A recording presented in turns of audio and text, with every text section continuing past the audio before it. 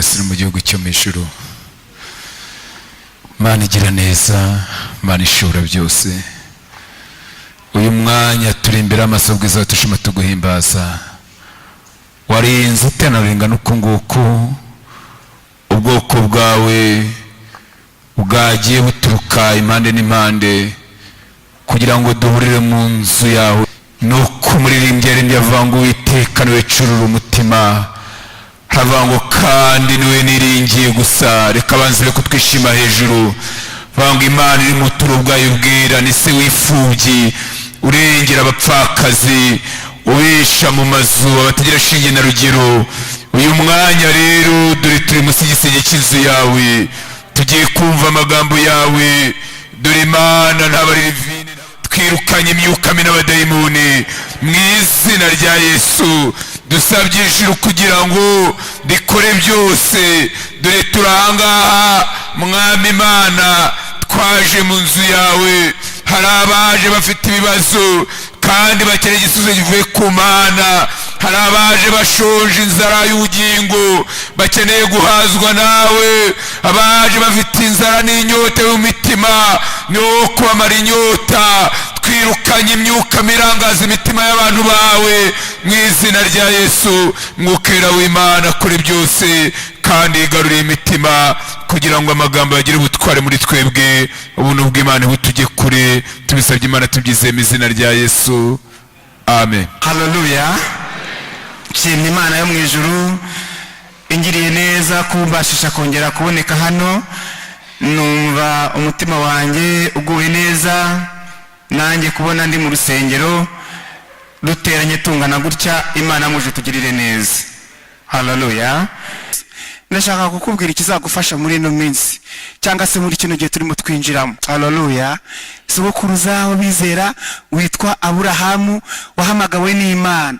Imana iramuhamagara imukura mu gihugu cyari gikize, imukura mu mafaranga, imukura muri zahabu, imukura mu mbaho zo mu biti bihenda. Irangije iramubwira ngo Aburahamu, siga inzu ya so uve no mu gihugu cyanyu uze ujye mu gihugu nzakwereka. Imana muje tugirire neza. Iramubwira ngo ngewe ubwanjye ni kuwiteka Imana yibwira Aburahamu ngo ngewe ubwanjye nzaguhindura ubwoko bukomeye kandi ikindi kigeretseho nzaguha umugisha. Haleluya. Hariho ibanga kubizera. Buriya ntabwo ari ugupfa kugenda, kuko iyo ugupfa kugenda imbere birahinduka, hari aho ugera bikakunanira, ariko hari ikizagushoboza.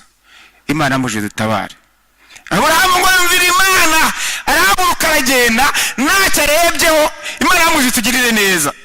Yarahagurutse aragenda, ntiyagira ibintu agenda akururana nabyo, kuko ngo yagiye mu kwizera ajya mu gihugu atarazi, ngo ariko yizera ko yavuganye n'itabasha kubeshya. Haleluya. Kuko icyo gihugu gihari kandi izakimuha. Imana muje tugirire neza. Ikimusezeranyizemo ibintu byitwa umugisha. Iramubwira ngo umva Aburahamu, umuntu uzagusabira umugisha nanjye nzamuha, ariko umuntu uzakuvuma, Aburahamu we, umuntu uzakuvuma nanjye nzamuvuma. Imana muje tugirire neza. Bivuga ngo ukwiye gukiranukira Imana ukageza ku gupfa. Haleluya. Naho iby'abantu n'imigambi y'abantu ibyo nta nicyo byari bivuze. Igifite icyo kivuze ni ukutizera, ngo kwizera kwawe gushyike kugere ku rugero ugomba gushyikaho. Imana muje tugirire neza. Aburahamu yaciye mu nzira zigoranye, ariko ko yaravuganye n'Imana iramurinda kugeza ubwo isohoje amasezerano, imuha umwana. Ariko mbere y'uko umwana w'isezerano aboneka haje ikibazo. Ishimayeli araza akajya akata mu bikari, yarakataga nyine agakata. Imana muje dutabare. Bati ndiho kwa Aburahamu, ariko ukibagirwa ko yavutse kuri Hagayi. Yindiho kwa Aburahamu, data na Aburahamu. Agakata kava muri saro, agakata kajya mu cyumba ryamamo, agakata ndiho kwa Aburahamu. Imana muje tugirire neza. Ariko Aburahamu akajya atekereza ibintu byinshi mu mutima. Imana muje dutabare. Imana rero irongera iganiriza Aburahamu ibyo yamubwiye adakwiye kubyibagirwa. Igihe kiragera abashyitsi baritemberera nk'uko bari barimo bitubwira. Imana yamuje dutabare, ngarabakira, abakiriye yakiramo abamarayika. Uwo munsi yasigara isezerano rya Isaka. Amena. Hagari ari muri urwo rugo, hari ukuntu Imana ihamagara, hari ukuntu Imana yirarikira. Sara aratwita, Hagari arimo, Sara arabyara, Hagari arimo, ntago yitaye. Imana yamuje tugirire neza. Baravuga ngo ndi umwana w'imfura, byararangiye, naravutse. Ariko hari iki Imana yari yaravuze. Amena. Igihe kigeze rero iritamurura, yitamuruye kwa Aburahamu. Sara aratwita, arabyara, amaze kubyara arakikira. Imana yamuje dutabare. Aburahamu ati ntabwo nabyihanganira, reka ntumire abantu ngo barateka bakora umunsi mukuru. Imana yamuje tugirire neza. Ndumva ukuntu Hagari rero yabigenjeje. Imana yamuje dutabare. Ishimayeli ngo yaragiye yegera nka hariya mu ntanzi z'urugo, ibirori birashyushye, akajya ngo abareba akabahema, yabahema akavuga ati buriya se ubundi yabyaye, Isaka yavutse, azakora iki se ngabe mukuru kuri njyewe? Imana ngabipingira hariya, arabihinyura ukuntu wumva wabikosora, n'ukuntu wumva wabigenza, n'ukuntu wumva inzira birimo guca utayishaka utanayumva. Imana yamuje tugirire neza. Umwana abisekera hariya abipingira, anabigaragaza kuri geste. Imana yamuje dutabara. Sara rero Imana yamuje turengeye ngo amurabutswe. Imana yamuje tugirire neza. Haleluya. Umugore ni itorero, sibyo? Riri maso kandi rireba kure. Amena. Sara ngaramubonye ibintu birahinduka, aravuga tumva mutware wanjye. Haleluya. Ntago biri bukunde, hagarika ibirori aho bigeze. Habaye iki mufasha wanjye? Aramubwira ati do, reba uriya mwana. Ubu tuvugana rero Isaka arahari, senda umwana na nyina. Ngo Aburahamu bimutera agahinda, ngo ariko Uwiteka Imana ahita amanuka. Haleluya. Aravuga ngo umva Aburahamu, umvira Sara, icyo akubwira cyose ugikore. Ngo ahita agufatira ikintu bita imvumba y'amazi. Impano ya Ishimayeli, imvumba y'amazi. Yari afite imisozi, ariko ntabwo uyu mwana yari afite gakondo kwa Aburahamu. Uyu mwana nta sezerano ryo kugabirwa cyangwa ryo gutuzwa yari afite kwa Aburahamu. Tuzimuka mu isi tugende tujye iwacu mu ijuru, ariko hazajya yabizeye Kristo nk'umwami wabo n'umukiza.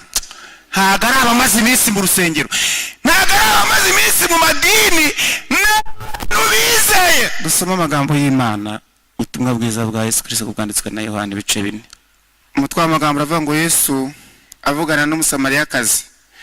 Murongo wa mbere ngo nuko umwami Yesu amenya yuko abafarisayo bumvishe ko yigisha kandi abatiza benshi arusha Yohana. Cyakora Yesu ubwe si we wabatizaga, ahubwo n'abigishwa be.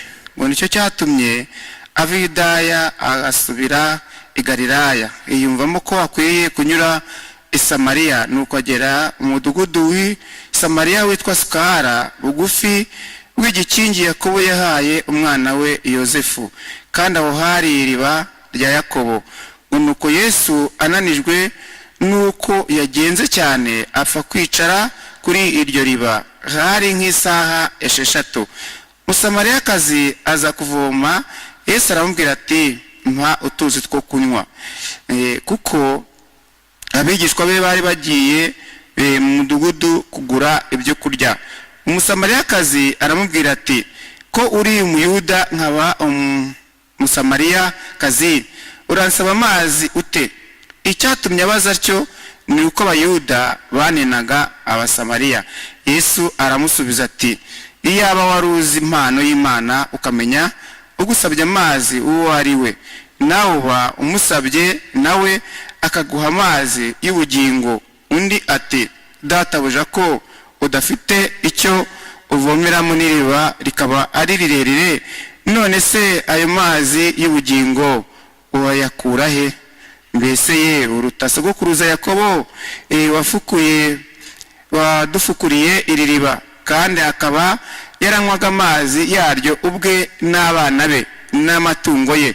Yesu aramusubiza ati umuntu wese unywa aya mazi azongera kugira inyota, ariko unywa amazi nzamuha ntazongera azagira inyota rwose iteka ryose, ahubwo amazi nzamuha azamuhindukiramo isoko y'amazi adudubiza kugeza mu bugingo buhoraho.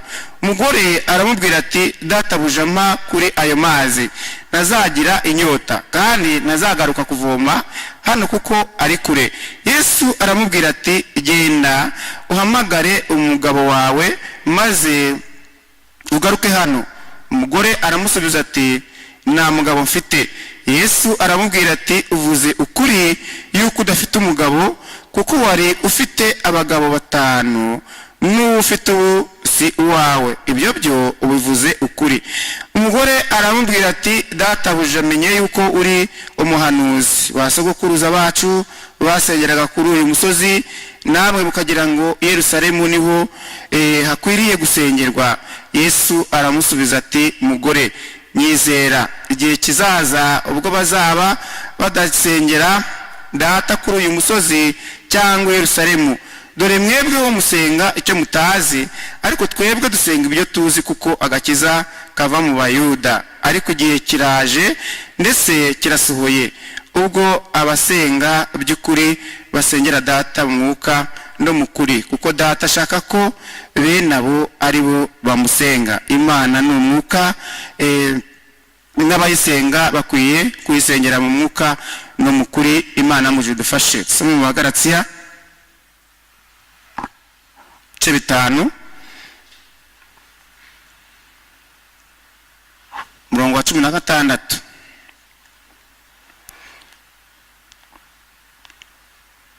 Turasimbuka nitumara gusoma tugeje kuri 18, turasimbuka dusome hepfo kuri 25.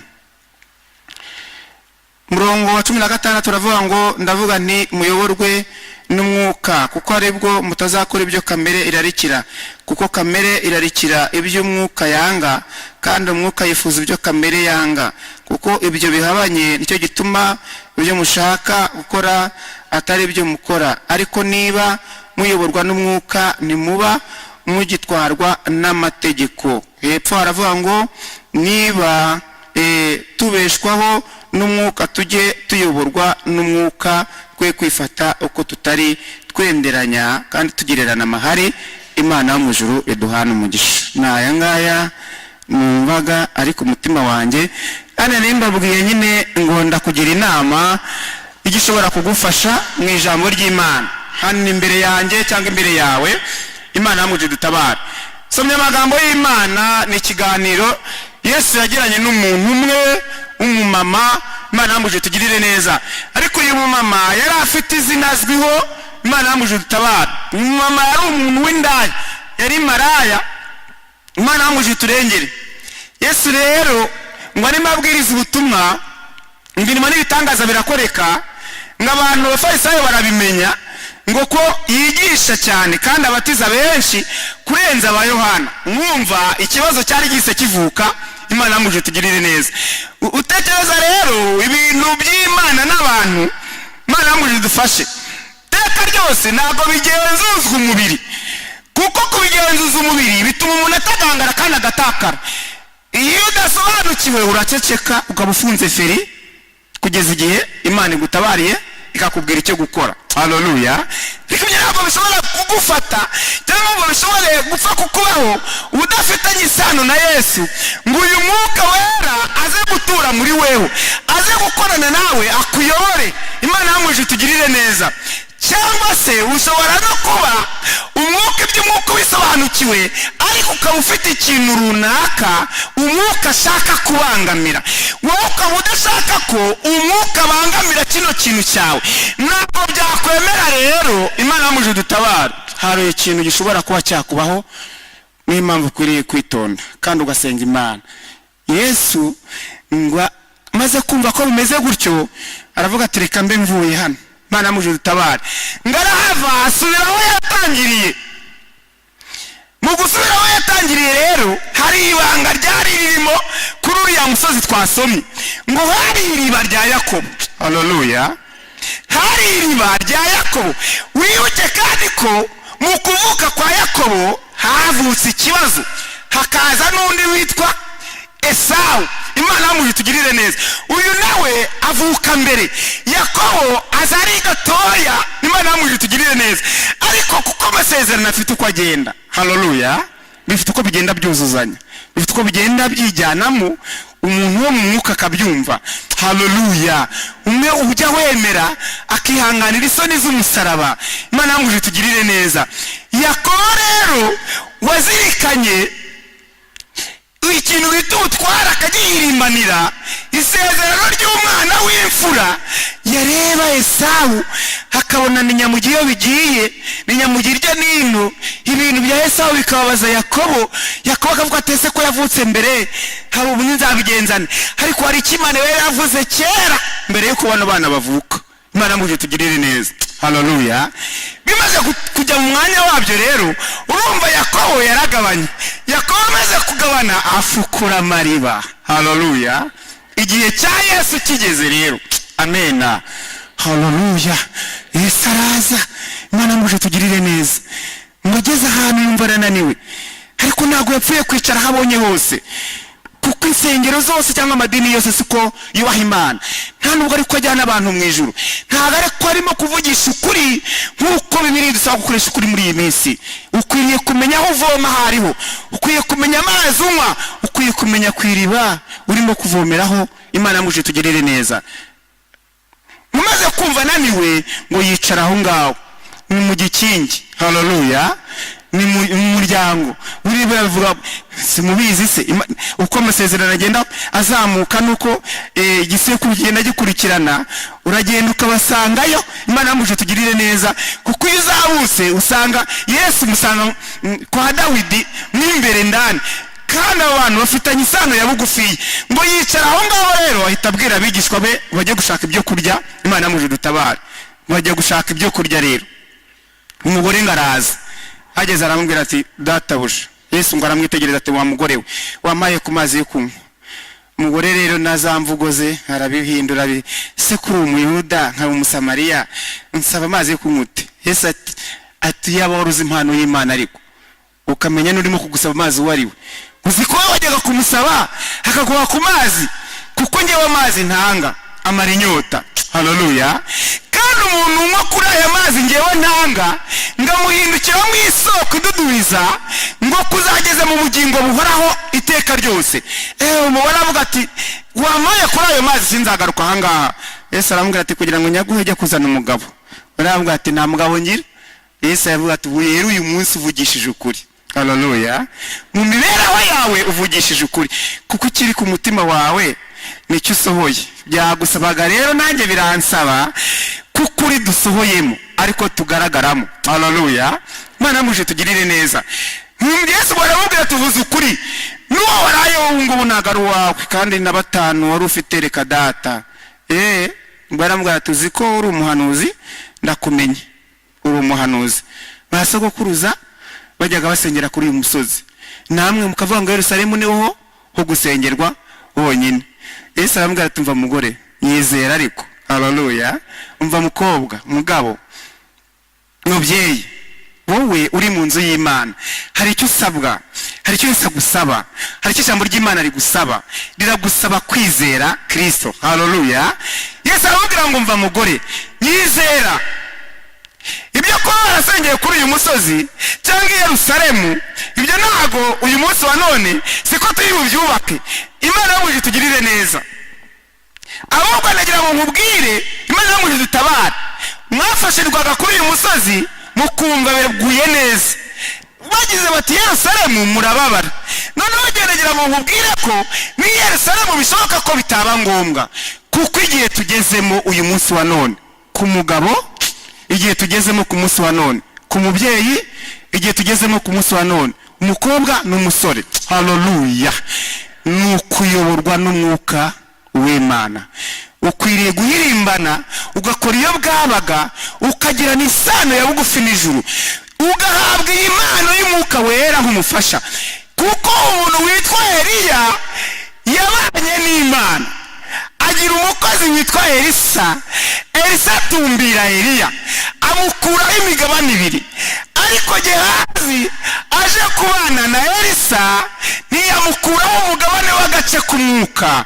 Kandi Gehazi yarakontorolaga kwa Elisa, ahantu hose yatambageragamo yarahinjiraga, ibintu byose akabimenya. Imana muje tugirire neza. Ariko umutima we warugoswe n'ubutunzi, ubundi irari rye ryari ryo kwishakira indamu, gushaka uko azabaho, gushaka uko azabyibuha, gushaka uko azatunga imisozi, gushaka uko azatunga amamodoka. Imana muje tugirire neza. Ibyo byatumye akurikira Namani amwaka ibintu. Elisa amubwiye ati ntago impano zawe tuzishaka, ahubwo jyana impano zawe. Icyari gikuru ni uko ukize. Iwanyu bakwiye kuzamenya ko wakiriye mu Isiraheli. Haleluya. Gehazi aca ku ruhande agenda amubwira ati ariko ibi ni ibiki? Aramubwira ati mpereza. Akora icyaha cyo kubeshya. Maze gukora icyaha cyo kubeshya undi arabimuha, agenda ashyira mu ihema. Ageze imbere ya Elisa aramubaza ati Gehazi uvuye he? Aramubwira ati ni ukuri. Wakubaza ati ejo wavuganye nande? Aramubwira ati ni ukuri. Ubundi se gutangira kugenza kwa kundi. Gehazi we, Imana yamuje kugirire neza. Elisa amuhendahenda kugeza ubwo yabonye ko bidashoboka guhindura umutima wa Gehazi, kuko ibyafashe umutima wa Gehazi. Elisa yabanye na Eliya agira icyo amukuraho. Gehazi bimubera ihurizo. Igihe kimabona igitero arataka.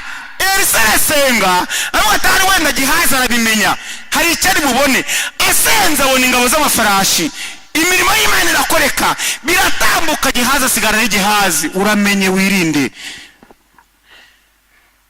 Umugore aravuga ati ndakumenye. Yesu aramubwira ati igihe kiraje ndetse kirasohoye, ubwo abakobwa basenga, ubwo abagabo basenga, ubwo ababyeyi basenga, ubwo abadiyakoni badiyakoni, abamwarimu baharera Imana Rivini n'abandi bagenzi banjye.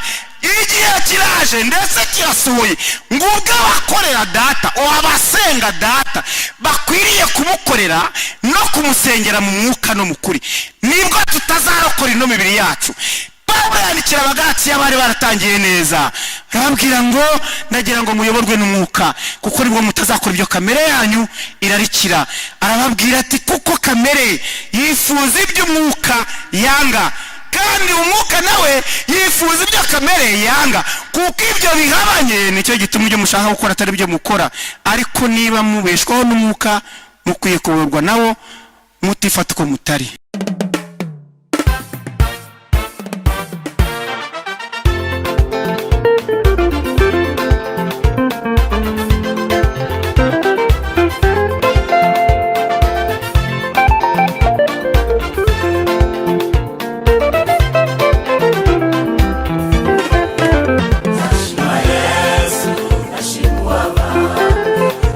Umukozi wanyitaniye,